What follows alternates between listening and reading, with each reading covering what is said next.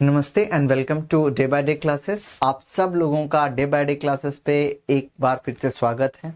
आज हम लोग हिस्ट्री का शुरू करने वाले हैं। एक सैंपल पेपर उठाएंगे, उस सैंपल पेपर को ऑब्जर्व करेंगे कि किस टाइप के क्वेश्चंस आ रहे हैं, किस टाइप के क्वेश्चंस हमें करके जाना चाहिए। स्पेशली जो एमसीक्यूज में आएगा, जो map fill in the map में आएगा, जो आपको भरना होगा मैप में या मार्क करना होगा, ऐसे करके आएगा।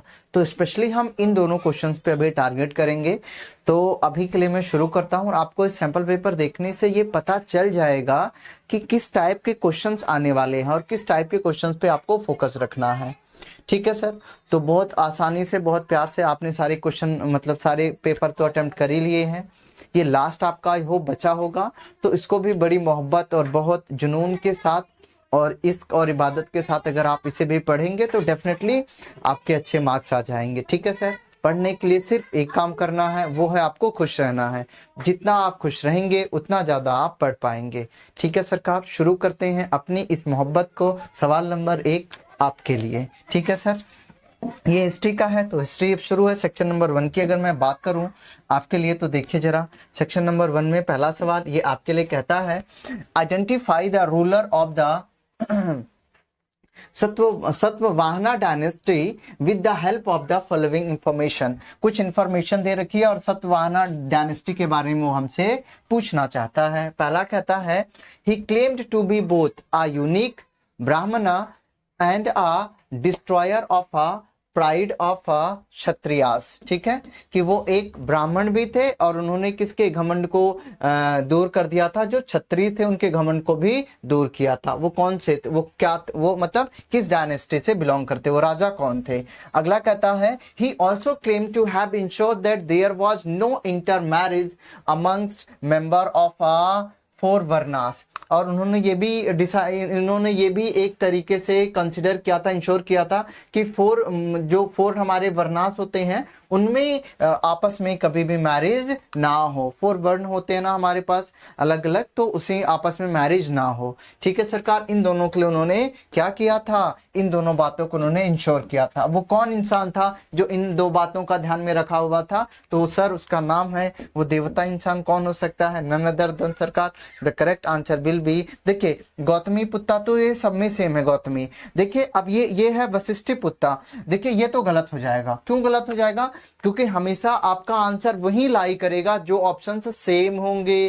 तो देखो ये वशिष्ठी है तो ये तो पहले गलत होगा। इन्हीं तीनों में से ऑप्शन हो सकता है मेरा, तो इन्हीं तीनों में से जो correct option will be B. क्या है? Gautami Putra Shri Satakarni. Satakarni is the name of a person, मतलब वो इसी डायनेस्टी से बिलोंग करता था। वो सतवाहना डायनेस्टी से था ना। देखिए सतवाहना डायनेस्टी से होगा तो ऑब्वियसली मैंने इसे हिंट लगाया कि वो सतकर्णी ही उसका नाम हुआ होगा, हाँ या ना। तो देखिए ये भी गलत है, पहला भी गलत है। Correct option will be B. ठीक है, बी। क्या नाम है उसका? नाम है Gautami Putra Shri Satakarni is the name of a person. जिसने क्या किया था, वो ब्राह्मण भी थे और उन्होंने क्षत्रिय के प्राइड को भी डिस्ट्रॉय कर दिया था और उन्होंने फोर बरनाथ के अंदर शादी को मना किया हुआ था। ठीक है, B will be the correct option. अगला सवाल ये रहा, देखिए जरा। कहता है, who among the following had issue first gold. कहता है इनमें से ऐसा कौन सा इंसान था जिसने पहला गोल्ड कॉइन शुरू किया था। पहला गोल्ड कॉइन शुरू करने वाले कौन थे? Who among the following issue the first gold coin in a first century. ठीक है, पहला गोल्ड कॉइन शुरू करने वाले कौन थे? दे आर द, सर वो लोग कौन थे? देखिए गुप्तास तो नहीं होंगे, ये भी नहीं होंगे, ये भी नहीं होंगे। The correct answer is Kushanas. The Kushanas was the name. ये कुशानास ही थे जिन्होंने पहली बार गोल्ड कॉइन शुरू किया था। Kushanas, the Kushanas is the correct option, जिन्होंने पहली बार गोल्ड कॉइन शुरू किया था। कुशानास कैसे याद रखेंगे? कुशानास से खुश, कुशानास खुशी जैसे दिख रही है ना, जो खुश होंगे वही गोल्ड कॉइन को तो शुरू करेंगे, जो दुखी होगा वो क्या तंबूरा शुरू करेगा। कुशानास से खुश होंगे तो गोल्ड कॉइन शुरू कर दिया था। मोहब्बत है सर, एक बार ऐसे याद करके रखेंगे जीवन भर याद रहेगा। टेंशन नहीं लेना, हाँ या ना। एक बार मेरी आंखों में देखिए तो जरा। कहता है मैच द फॉलोइंग। बाबूजी मैच द फॉलोइंग मेरा ज्यादा दिमाग चलता नहीं, मुझे एक ही चीज है, हरप्पन साइट देर लोथल है, कालीबंगन है, धौलावीरा है, नागेश्वर है, ठीक है, नो प्रॉब्लम सर। मुझे एक ही चीज, जो दो धौलावीरा है ना, धौलावीरा में मुझे पता है कि वाटर रिजर्वायर्स फाउंड हुए थे धौलावीरा में। धौलावीरा में क्या मिला था सर? वाटर का रिजर्वायर मिला था। इसका मतलब 3 का डी जहां जाएगा वही करेक्ट होगा। देखिए पहला 3 का डी ये हो सकता है करेक्ट हो, 3 का सी हमसे ना हो पाएगा, लास्ट में 3 का बी हमसे ना हो पाएगा, और ये सी में 3 का डी है, या तो ये सही होगा। Let's see something else, no problem.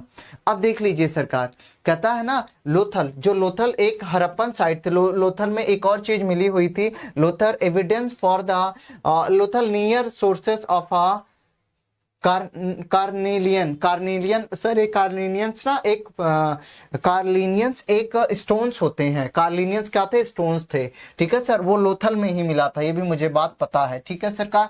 कार्लिनियंस एक स्टोन थे जो लोथल के साइड पे मिला हुआ था। तो पहले का बी, तो देखिए यहाँ पे पहले का ए, पहले का बी है, और यहाँ पे पहले का सी है, तो इसलिए ये भी कट हो जाएगा। A will be the correct option, ठीक है सर। लोथल एक ऐसा साइड है जहां पे कार्लिनियन स्टोन मिला था, और धौलावीरा एक ऐसी साइड है जहां वाटर रिजर्वायर मिला था। और देखिए सरकार तीसरा, और अब आप ये देखिए जरा दूसरा, कालीबिंगन में क्या था? कालीबिंगन में evidences of a ploughed field found हुआ था, ठीक है ना, यहाँ पे जोते हुए खेत मिले थे, ठीक है, कालीबंगन्स में। और ये नागेश्वर आपको पता है specialist centre for making the shells object के लिए था, ठीक है सरकार। A will be the correct option. याद है धौलावीरा, धौला में तो धोले कुछ धोएगा, किससे धोएगा? पानी से धोएगा ना, तो धौलावीरा में वाटर के रिजर्वायर मिले थे, याद रख ले। एक ही से काम तेरा हो जाएगा मेरे दोस्त, फिक्र नहीं, हम है ना, मतलब हम दोनों मिलेंगे तभी कुछ होगा। बोलो दर्द दिलों के कम हो जाते। क्या ये कहा क्या बाबूजी? इसे कहता which of the following statement is the correct explanation for endogamy? ध्यान से सुन ले, एक शब्द सुन लो, gamy. Gamy is the root word for, जिसके लिए पूरी दुनिया दीवानी है। तू भी, मैं नहीं सर, जिसके लिए पूरी दुनिया दीवानी है। Gamy is the root word for marriage, हाँ या ना? बाबूजी आप पढ़ क्यों रहे हो? ताकि नौकरी लग जाए। क्यों चाहिए नौकरी? ताकि एक खूबसूरत कन्या से शादी हो जाए, हाँ या ना? हर कोई क्या करना चाहता है? शादी, सबके लिए तिलस्म है इस देश का, ठीक है। तो gamy is the root word for the marriage, तो कहीं पे भी गैमी दिख जाए मतलब शादी करने वाला। सुरेश अगला बात कहता है एंडोगैमी, तो ये एंडोगैमी क्या होता है? Let's see. एंडोगैमी कहता है मैरिज आउटसाइड आ किन ग्रुप। किन मतलब होता है जो फैमिली फ्रेंड रिलेटिव्स होते हैं उसे किन बोलते हैं। तो कहता है कि एंडोगैमी का मतलब होता है कि शादी करो अपने फैमिली या रिलेटिव ग्रुप से बाहर शादी करना होता है एंडोगैमी। या देखो गैमी का मतलब हुआ तो मैरिज, पर एंडो इज द किसके लिए? देखो अगला होता है मैरिज विद इन अ किन ग्रुप, कहता है कि शादी तो करो पर अपने रिलेटिव्स में ही, या फिर अपने रिलेटिव में शादी करने को हम बोलते हैं मैरिज विद इन अ किन ग्रुप। अब देखो सी कहता है a woman having several husband, एक ऐसी नारी जिसके पास ढेर सारे हस्बैंड्स हो, ठीक है, तो ये है। और अगला है a woman having several, sir a man having several wives, lucky man, एक ऐसा इंसान जिसके पास ढेर सारी पत्नियां हो, लोग एक को ही नहीं झेल पा रहे।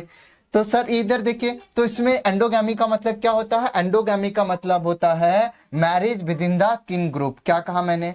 एंडोगैमी का मतलब होता है marriage within the kin group, ठीक है। एंडोगैमी का मतलब होता है marriage within the kin group, ठीक है। अपने रिलेटिव में ही शादी करने को हम बोलते हैं एंडोगैमी, याद रख ले, marriage within the kin group याद रख लेना। देखो ठीक है, B will be the correct option, B will be the correct option, ठीक है। एंडोगैमी इज कॉल्ड, ठीक है सर। बाबूजी पॉलीगैमी क्या होता है? मतलब जो ढेर सारी शादी करता है। आप नहीं सर, गलत बात। देखिए जरा, कहता है which one of the following statement is the correct explanation for, done sir, ये तो हो गया, इसका बी करेक्ट ऑप्शन था। अगला है, देखिए कहता है identify the given image from the following option. तो हमें आइडेंटिफाई करना है गिवन इमेज को। ये है किसकी है सरकार? आपको दिख ही रहा होगा ये किसकी है सर? ये गुप्तास की। सर गुप्ता लोग इतने तगड़े नहीं थे जो आप यहाँ पे देख के देखो, ये यहाँ पे कुछ तलवार टाइप लटका के रखा हुआ, तंबूरा अम्बूरा, लड़ाई के मूड में है, इसकी जिस हिसाब से खड़ा हो सकता है। तो ये गुप्तास नहीं हो सकता सर, ये मौर्यास भी नहीं है, ये चोला वाला नहीं सर, चोला तो साउथ इंडिया इधर। तो ये scriptures of the Kushanas king है, ठीक है सरकार। ये कुशनास किंग के स्ट्रक्चर से बिलोंग करता है, ठीक है सरकार। C will be the correct option, Kushanas king, ठीक है, सी। अगला सवाल देखिए जरा, कहता है, हाँ कहता who among the following as the composer of a Prayaga Prashasti Prayaga प्रशस्ति का कंपोजर कौन था? प्रयाज्ञा प्रशस्ति के कंपोजर कौन थे सरकार? बाणभट्ट थे? नहीं, चरक थे? नहीं, सूरदास नहीं रे, Harisena. Harisena is the composer of Prayaga प्रशस्ति।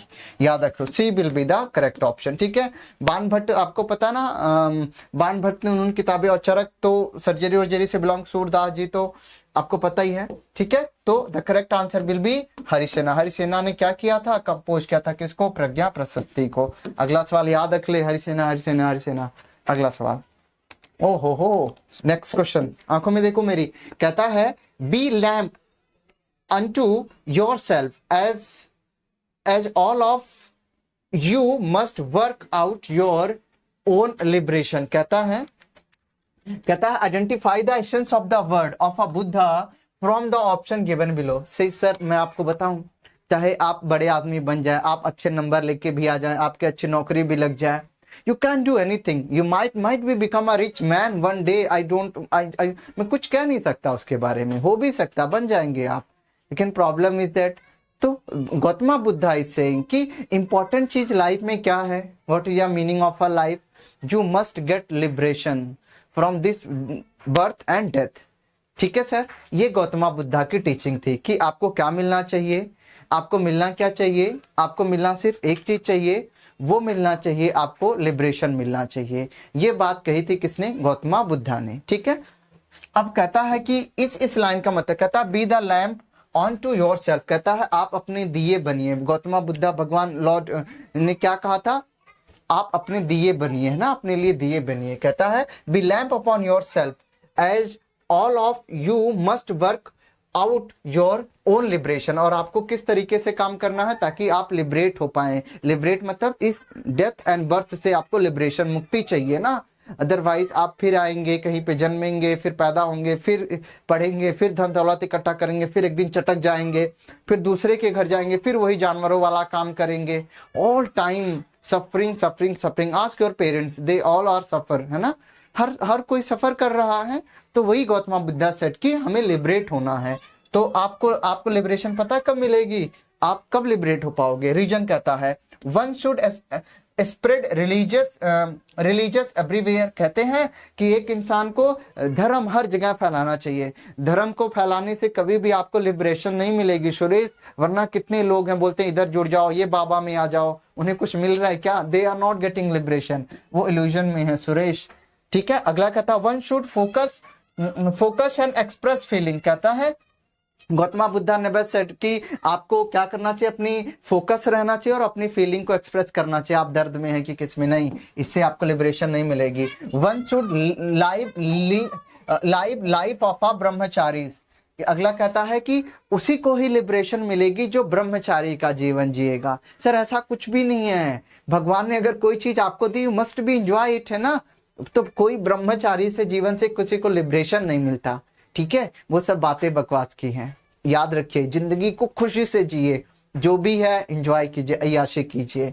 ठीक है sir, the correct option one should connect inner being, that is the correct option, A is the correct option. ठीक है सरकार, हमें अपने अंदर की बीइंग को कनेक्ट होना। अंदर की बीइंग का मतलब you should know who you are. ठीक है, तो अगर आप ये जानेंगे then you will get revelation. A will be the correct option. आपको अपने अंदर के बीइंग से कनेक्ट होना पड़ेगा। A will be the correct option, तभी आपको लिबरेशन मिलेगी, हाँ या ना। अगला सवाल चले जरा। अगला कहता है which one of the following dynasties built the Hiriya canal. Hiriya canal किसने बनाया था सरकार? हिरिया कैनाल किसने बनाया था? ये याद रख लीजिए, हिरिया कैनाल बनाया था संगामा ने। संगामा डायनेस्टी से, संगामा डायनेस्टी ने क्या बनाया था? Hiriya canal. Most important question, Hiriya canal किसने बनाया था? संगामा डायनेस्टी ने। ठीक है ना सरकार, तुलविलिया नहीं, ठीक है, और ये भी नहीं, संगामा डायनेस्टी ने बनाया था क्या? हिरिया कैनाल। ठीक है सरकार, याद रखिए। जरा अगला सवाल पे आते हैं। कहता है the local merchant of the Vijayanagar empire who participate in a trade of horses were called. अच्छा, जो विजयनगर एम्पायर के लोकल मार्केट्स के जो एम्पायर होते ना, पार्टिसिपेट्स करते थे हॉर्स के ट्रेड में, उन्हें क्या कहते थे? उन्हें सरकार हम लोग कहते थे कुदरई चिश्ती, कुदरई चिश्ती उन्हें कहा जाता था। जो लोकल मर्चेंट विजयनगर के एम्पायर में हॉर्स ट्रेडिंग में पार्टिसिपेट करते थे, उन्हें हम कहते थे कुदरई चिश्ती। कुदरई चिश्ती मतलब, चिश्ती का मतलब ही होते घोड़े, चिश्ती का मतलब घोड़े, याद रखना, ठीक है सरकार। इसीलिए मुझे पता चल गया भाई साहब, तिलस्म है ये मेरा, C will be the correct option. हाँ, आंखों में देखिए मेरी। अगला देखिए सरकार, ये क्या आ गया, ठीक है। अब ये देखिए, इसमें मुझे एक ही चीज याद है, कहता है find the correct chronological order. अच्छा, जब भी कभी ना क्रोनोलॉजिकल ऑर्डर में आ जाए तो आपको समझना सीक्वेंस वाइज में अरेंज करना। किसको? द चिश्ती सिलसिला, द चिश्ती सिलसिला को क्रोनोलॉजिकल ऑर्डर में आपको अरेंज करना है। मुझे तो सिर्फ एक ही याद है इन चारों में से, ठीक है सरकार। शेख निजामुद्दीन औलिया, सर ये तो देवता इंसान, शेख फरीदून गंज शेखर, और ये है शेख नसरुद्दीन चिरागे दिल्ली। सर यही जो है, यही सबसे लास्ट में आए होंगे, क्योंकि इन्हें इसमें ही दिल्ली जुड़ा हुआ है। मेरे को तो ऐसे ही याद है, क्योंकि लास्ट में आएंगे, क्योंकि इसमें दिल्ली जुड़ा है। बस अब मैं देखूंगा थर्ड किसमें लास्ट में है, थर्ड इसमें लास्ट में, इसी पे टिक लगाऊंगा, आंसर मेरा डी होगा। हाँ या ना? इसी को तो कहते हैं तिलस्म, इसी को कहते हैं ज्यादा दिमाग नहीं लगाना, कॉमन सेंस यूज कीजिए, ठीक है। चिरागे तो स्थित person is the last, last का बंदा है ये, ठीक है, लास्ट के बंदे हैं तो लास्ट में आएंगे। D will be the correct option. बाकी आप सीक्वेंस याद कीजिए, ये आपकी जिम्मेदारी है, मैं तो तिलस्म से ही चलता हूँ, ठीक है सर। ऐसे ही आप भी सोचिएगा पेपर में, then you will get the answers right now, ठीक है। ज्यादा टेंशन नहीं लेनी है आपने। हाँ, अब ये देखिए सरकार, एक इसको अभी मैं आगे चलता हूँ, जरा इस क्वेश्चन को पकड़िए। कहता है इसमें complete the following with the correct option, और करेक्ट ऑप्शन के साथ हमें फिल करना है। कहता है किताब अल हिंद, कोई किताब अल हिंद को किसने लिखा है? अल बुरानी ने लिखा, अल बिरानी ने लिखा है, अल बुरानी ने लिखा है किसको? किताबे हिंद को, ठीक है। रिहाला को किसने लिखा हुआ है? रिहाला को सर, रिहाला को लिखा हुआ है इब्न बतूता। किसने लिखा sir? Ibn Battuta. D will be the correct option. किसने लिखा? इब्न बतूता ने। D will be the correct option. देखिए अगले क्वेश्चन पे अगर हम आते हैं तो इसमें असर्शन एंड रीजनिंग दिया हुआ है, बट इसको थोड़ा सा मैं आगे चलता हूं, इसको देखिए जरा, इसमें भी मैं थोड़ा सा आगे चलता हूं, जरा इसको देख लीजिए। कहता है from which of the following region Ahom ruler belongs to, ठीक है। कौन से रीजन से अहोहम जो रूलर्स से बिलोंग करते थे सरकार? आप बताए। दिल्ली से नहीं, उड़िया से नहीं, अजमेर से नहीं, आसाम से। A for Assam, A for Ahom, हाँ या ना? A for Assam और A for Ahoham, that will be the D will be the correct option. D will be the correct option. हाँ या ना? ठीक है, अगला सवाल देख लीजिए। कहता है which one of the following is the metallic coin were more prevalent during the Mughal emperor के टाइम पे इनमें से कौन सा कॉइन ज्यादा प्रेवलेंट था? गोल्ड? अरे नहीं रे, कॉपर नहीं रे, ब्रॉन्ज नहीं रे, सिल्वर मतलब चांदी। हर कोई चीज चांदी चांदी चांदी से चलता था। D will be the correct option. Mughal के टाइम पे यही सब ज्यादा प्रेवलेंट था, हाँ या ना? अगला सवाल कहता हूँ among the following introduce permanent settlement in Bengal. हमेशा याद रख ले, परमानेंट सेटल को स्टेब्लिश करने वाला लॉर्ड कॉर्नवालिस था। A will be the correct option. Lord Cornwallis is the correct option, जिसमें वेस्ट बंगाल में क्या परमानेंट सेटल कर दिया था? कौन? कॉर्नवालिस, ठीक है, याद रखने। परमानेंट सर यही लोग होते हैं परमानेंट, जो इनका नाम सी से शुरू होता है, ठीक है, कॉर्नवालिस, ठीक, याद रखने के लिए बता रहा हूँ सुरेश, याद रखिए। अगला देखिए कहता है विच of the following is the correct, इसमें से कौन सा सत्य है बताइए। पहला ये बताए, देखिए सरकार, Gandhi ji just started the क्या क्विट इंडिया मिशन? अरे ये कब भाई, ऐसा तो कुछ था नहीं। Gandhi ji gave his first speech in Champaran, ना Suresh. Gandhi ji work as a radical national, नहीं। Gandhi ji consider G K Gokhale as his political mentor, हाँ। अगर वो पूछे गांधी जी का पॉलिटिकल गुरु कौन था, पॉलिटिकल मेंटर कौन था, तो वो जीके गोखले थे। क्या नाम है उनका? GK Gokhale. D will be the correct option. D will be the correct option, हाँ या ना? अगला सवाल कहता है find out from the following pair which one is not correctly matched. इसमें से करेक्टली मैच कौन सा नहीं है? लॉर्ड वेलेस्ली, ये सब्सिडरी अलायंस, करेक्ट है ये। Lord Dalhousie, doctrine of labs, ये भी करेक्ट है। लॉर्ड हेनरी, ये भी इंट्रोड्यूस ऑफ एनफील्ड राइफल्स, ये भी करेक्ट है। लॉर्ड कनीन, रिलीजियस डिसेबिलिटीज, ये गलत है सरकार ये गलत है, उसने हमसे गलत पूछा, तो D will be the correct option. D will be the lot करने वाली इसने ऐसा रिलीजियस डिसेबिलिटी एक्ट शुरू नहीं किया था। D will be the correct option, हाँ या ना। ठीक है सर, अगला सवाल ये रहा आपकी आंखों में, कहता है हाँ, Who among the following was the president of Constituent Assembly? Constituent Assembly का प्रेसिडेंट कौन था? तो आपको याद रखना है, कॉन्स्टिट्यूएंट असेंबली का प्रेसिडेंट कोई और नहीं, डॉक्टर राजेंद्र प्रसाद थे। कौन था सर? कॉन्स्टिट्यूएंट असेंबली का प्रेसिडेंट कौन था? Doctor Rajendra Prasad. C will be the correct option, C will be the correct option, हाँ या ना। अगला सवाल देख लेते हैं। देखिए सरकार कहता है which one of the following language was favoured by the Gandhi ji as a national language? आप उस भाषा का, आप उस लैंग्वेज का नाम बताइए जिस लैंग्वेज को गांधी जी नेशनल लैंग्वेज बनाना चाहते थे। आप उस भाषा का नाम बताइए जिस लैंग्वेज को गांधी जी नेशनल लैंग्वेज बनाना चाहते थे। क्या वो हिंदी थी? नहीं रे। क्या वो उर्दू थी? नहीं रे। क्या वो इंग्लिश थी? नहीं रे। हिंदुस्तानी को वो नेशनल लैंग्वेज बनाना चाहते थे। कौन? गांधी जी। गांधी जी चाहते थे कि हिंदुस्तानी को नेशनल लैंग्वेज बनाया जाए, Hindustani. C will be the correct option. ठीक है सर, पता है आपको ये बात? नहीं पता होगी, ठीक है, हिंदुस्तानी, हिंदुस्तानी। अगला सवाल सर, सेक्शन डी में आ चुके हैं हम लोग। अब अभी इसको सर हम मैप वाले क्वेश्चन को करते हैं। जरा मैप वाले क्वेश्चन देखिए, जरा मैप वाले क्वेश्चन पे हम we will try to do that ना। द क्वेश्चन इज फर्स्ट, कहता है on a given political map, इस जगहों को आप जरा लोकेट कर दीजिए। आइए, आ जाइए। कहता अमरावती, अमरावती में एक स्तूपा है गौतम बुद्धा का। तो अमरावती कहाँ पे है sir? None other than, Amaravati कहाँ पे मिलेगा? आंध्र प्रदेश में, आंध्र प्रदेश में। A for Amaravati, A for Andhra Pradesh. हाँ, टेंशन लेने का नहीं बाबूजी। A for Andhra Pradesh, A for Amaravati. तो यहाँ पे आपको ये रहा ना, देखो मैं मार्क कर दूंगा आंध्र प्रदेश, ये रहा टिंग टोंग, जिसकी ये तंबूरे जैसी सेफ है ना, ये आंध्र प्रदेश है। और आंध्र प्रदेश में क्या है? अमरावती है। ठीक है सरकार, क्या है वहां पे? अमरावती है। मायावती कौन बोल रहा है? अब कोई भी मायावती नहीं बोलेगा, इट्स कॉल्ड अमरावती। आंध्र प्रदेश में अमरावती है। मायावती जी तो यूपी से बिलोंग करती। ठीक है, अमरावती है।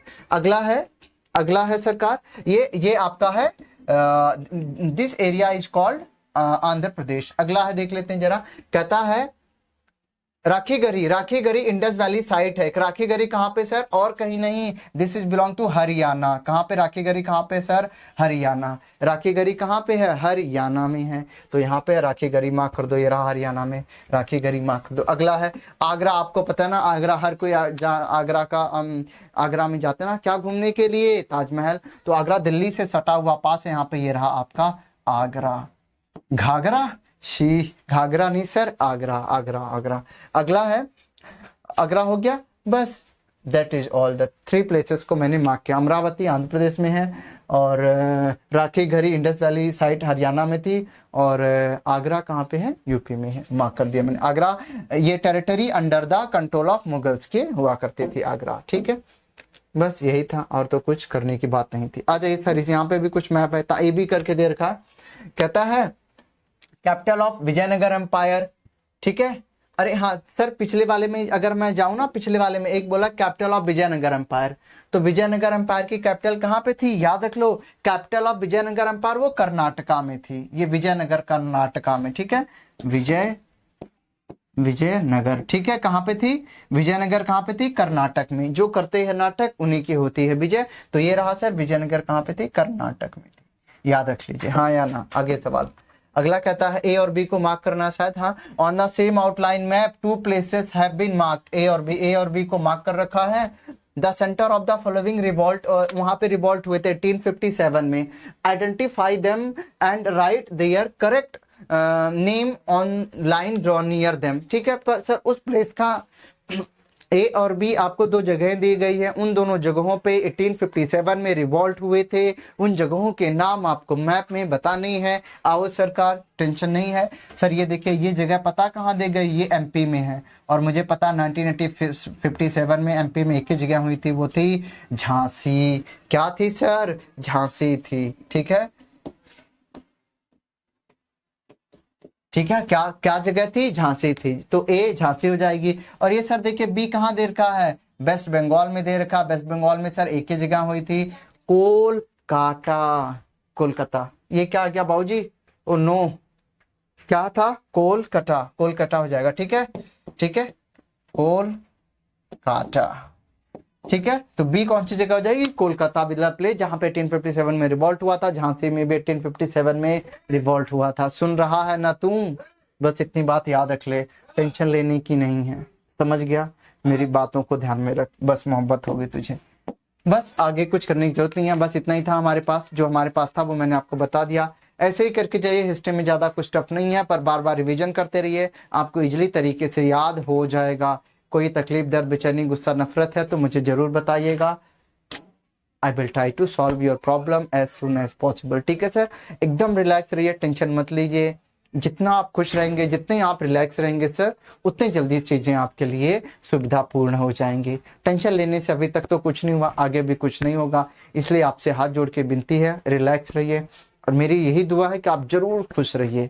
ठीक है, मिलते हैं अगली वीडियो में, तब तक के लिए आप चाहें तो सब्सक्राइब कर सकते हैं, अपने दोस्तों को तो जरूर भी शेयर कर सकते हैं, मुझे बुरा नहीं लगेगा, और मिलते हैं अगली वीडियो में।